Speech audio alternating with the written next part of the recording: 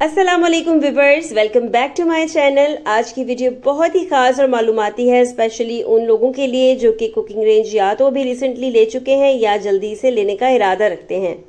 Install किस तरीके से करना है, बर्नर्स को जंग से कैसे आपने बचाना है, खास करके कराची की आबोहवा में जंग बहुत जल्दी लग जाता है। इसके अलावा ग्रिल कैसे यूज करनी है, शीशे की हिफाजत कैसे करनी है, सब चीजें डिस्कस करेंगे हम। कुकिंग रेंज आपने कौन सा वाला सिलेक्ट करना है, 3 बर्नर्स वाला, 5 बर्नर्स वाला, कौन सी कंपनी और 2 कंपार्टमेंट्स हो या 1 ही हो, तो ये टोटली आपके ऊपर और आपके यूज के ऊपर डिपेंड करता है। मैंने लिया है 3 बर्नर्स वाला नैस गैस का, बहुत सारे रिव्यूज चेक करने के बाद नेट पर, और उसके बाद नीचे कंपार्टमेंट भी सिंगल ओवन है। कुकिंग रेंज के साथ 4 बेस फीट मिलेंगे जो आपने जरूर इंस्टॉल करने हैं। इनमें से 3 तो बिल्कुल परफेक्ट है, लेकिन एक थोड़ा मसला कर रहा था तो उसे हमने फिर एडजस्ट कर लिया था, नीचे गत्ते वगैरह रख के, तो उसका हमने बैलेंस बना लिया था। ये ज़रूरी होता है वेंटिलेशन के लिए अवन और ग्रिल की। ऊपर 4 गैस नॉब्स हैं, जिसमें से 3 जो है वो बर्नर्स के हैं और एक जो है वो है हमारे पास ग्रिल के लिए और अवन के लिए। नीचे का कंपार्टमेंट मैं आपको खोल के दिखा रही हूँ। इसमें 2 शेल्व्स हैं, एक ग्रिल रैक है, इसके अलावा जो है एक हमें ग्रिल करने की सलाख भी मिलती है और एक स्पेट भी है मेटल का बना हुआ, जो कि ओवन के दरवाजे को खुला रखने के लिए है। कुकिंग रेंज में अंदर और बाहर सब जगह पर एनामल कोटिंग हुई हुई है, तो उसको हमने उसकी बू को जो ख़त्म करना है, फर्स्ट टाइम कुकिंग में ना आए, तो उसके लिए पहले आपने खाली ओवन या ग्रिल को चलाना है पूरा आधा घंटा। तो मैं ओवन को चला के देख रही हूँ, नीचे वाला रैक मैंने बाहर निकाल दिया है। ग्रिल का बर्नर ऑन करना है तो आपने सीधी तरफ घुमाना है थर्मोस्टेट के स्विच को, और अगर आपने ओवन चलाना है तो उल्टी तरफ घुमाना है। तो मैं ओवन चला रही हूँ क्योंकि दोनों में से एक से भी काम बन जाएगा, कोटिंग की स्मेल जो है वो ख़त्म हो जाएगी।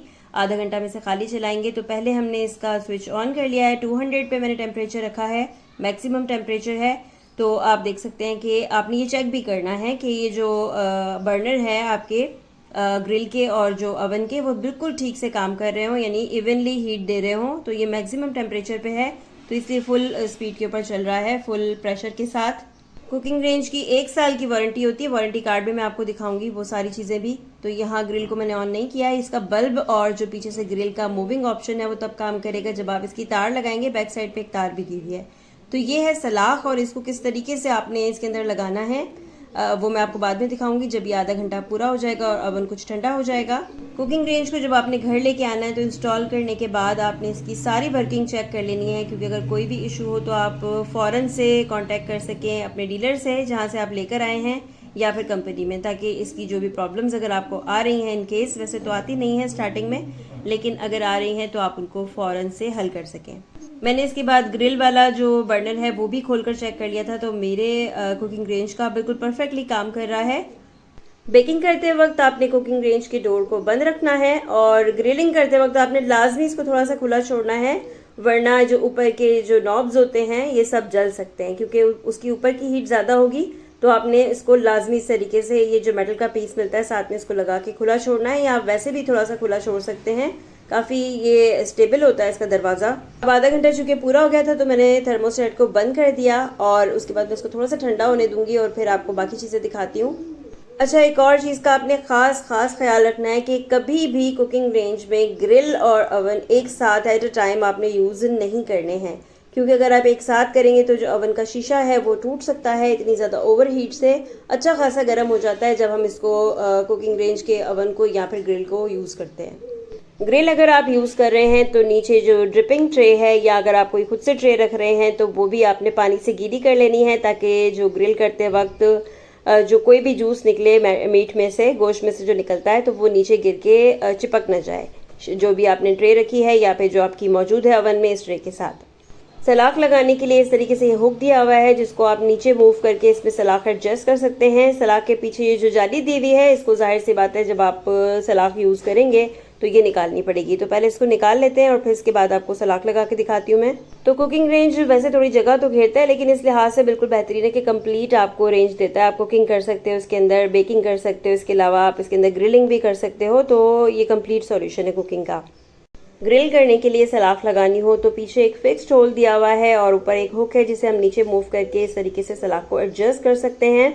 इसके अलावा इसको घूमने के लिए पीछे से एक कनेक्शन दिया हुआ, वो आपको दिख रहा होगा पीछे, तो उसको लगाने के लिए, बल्ब को ऑन करने के लिए, ताकि आप बेकिंग या कुकिंग के दौरान देख सकें, ग्रिलिंग के दौरान की चीज़ कितना पक गई है, प्रोसेस कैसा चल रहा है।